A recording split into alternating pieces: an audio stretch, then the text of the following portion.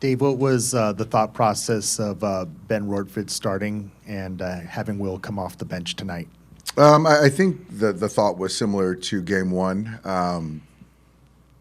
Given Will hasn't had, much of a work up coming back from the IL, so catching the 5 innings, whatever it was, to then build up tonight, to then feel like he's in a better spot. We got 3 at-bats under our belt, which is also a positive.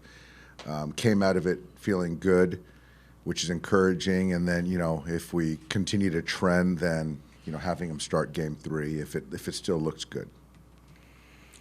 Okay, next question. I'm going to go here in the first row. Hi. So it comes out today, no surprise to you guys, that your 3rd straight year you led the major leagues in days on the injured list. I guess, what does it say about this team that you're able to survive all these injuries and get to this point? And now what's the feeling when, especially on your staff, so many of these guys are healthy and you feel like you're probably as loaded as you've been? Yeah, we've had certainly our fair share of injuries. I think a couple things. I think it certainly speaks to the way the front office can kind of add depth and navigate the waiver wire. On the development side, we've had some young guys cut their teeth that probably weren't ready, but had to rise to opportunities. And then as far as like the guys that were around the core group of guys that were healthy, just to remain steadfast and keep going. And early on, the starting pitching was very patchworky, and then later on the pen and. Fortunately, the positional player group, for the most part, has been intact, which has been great. But, guys have stepped up. And for us to keep going says a lot, about the organization. Okay, we're going to go to Bill in the middle. Yeah, Dave, what makes Teoscar such a good RBI man, particularly in the postseason? I think his ability to use the whole field. I think he just locks in a little bit more in run-scoring situations. That's probably the 2 biggest things. You're going to have to hit some velocity. You're going to have to stay away from spin.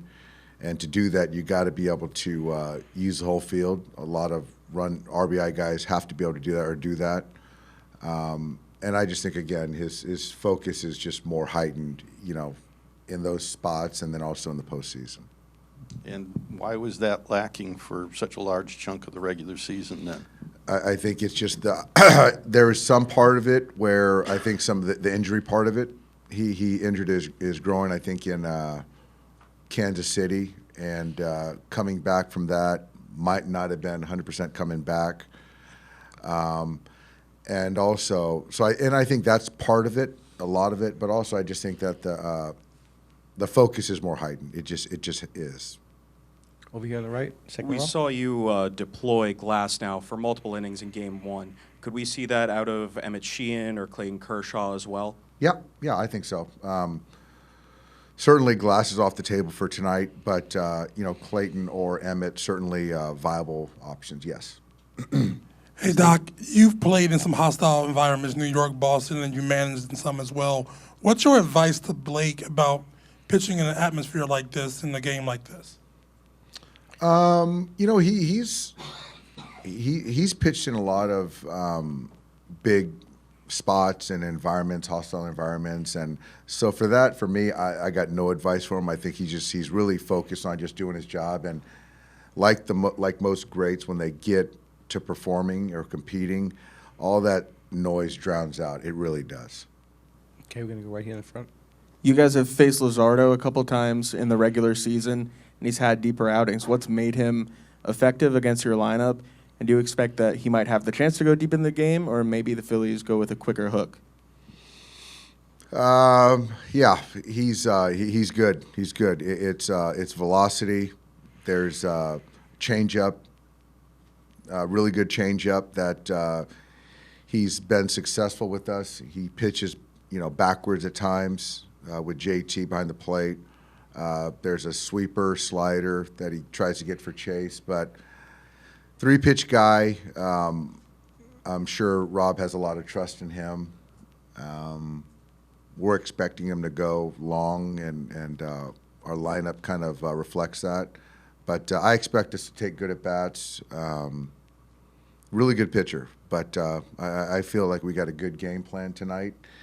And, I think we got to make sure we do a good job of trying to keep him in the strike zone. If we do that, it should be a good night. Okay, Jack, row 2.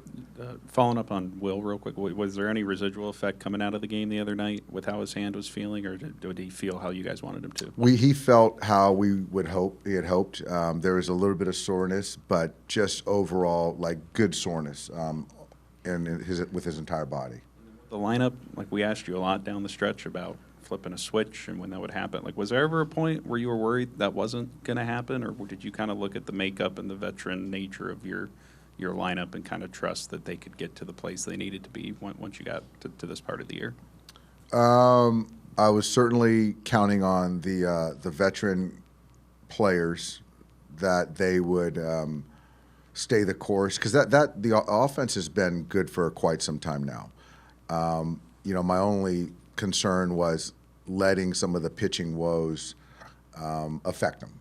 And that wasn't the case with those guys. And so that's telling of their character, which I really appreciate. But as far as how the at-bats we've taken, that's been, a solid 5 weeks. I think that we've had some really quality team at-bats. Okay, I'm going to go far in the back out there, Bob. And Dave, with your starters, pitching the bullpen too, could you see using Ohtani at some point, like even a game 4, or even a guy like Snell, maybe a later round, out of the bullpen? That's hard to project. I think anything is on the table depending on series circumstance. But right now, I don't think that's not on our radar. But yeah, I think I'm sure that there's some unforeseeable things that sort of always arise. So I'm not going to take anything off the table. Can you go to the second row here on the left? Dave, when we talk about there being heightened focus during the playoffs, it's usually in the context of the players, but is the same kind of true for you as the manager, some of the in-game decisions you're making? Yeah, absolutely. I think it starts with me.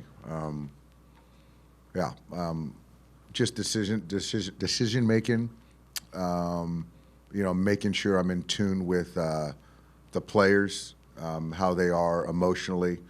I think for me, that's a lot of managing in the postseason. Just really having an understanding where their heartbeat is at,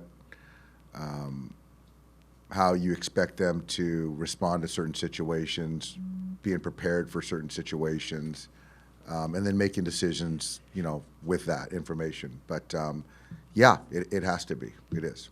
I'm going to go back here to Bill on the right. Yeah, Dave, Max Muncy out of the lineup again today. How much of that is left on left? Is there any lingering effects with the physical things he had going on? Physical things, he's in a good spot now, which is great. I think right now, for these first 2 games in particular, having guys that have a lot of success against left, I really like the silver bullet to deploy at any given point in the game, which we did in game 1 versus Robertson. I also feel that Miggy Rowe has been taking really good at-bats, has had a great season. I love him versus left. And Kike is October Kike. So I think that right now, just kind of the net sum, it just gives us the best chance to win tonight. I felt the same way, in game 1. And, we'll see how tonight goes. But I have conversations with Max every day, and he's completely on board. Play the what-if game with Ohtani. If this thing goes the distance, is he your game 5 starter? If it goes the distance, he would be, yes. Okay, we're going to take 2 more. We're going to take Dave.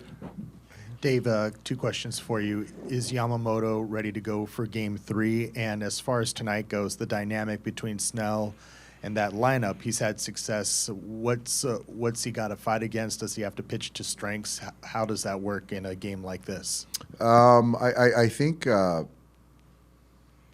he's had success. Those guys have had success against us.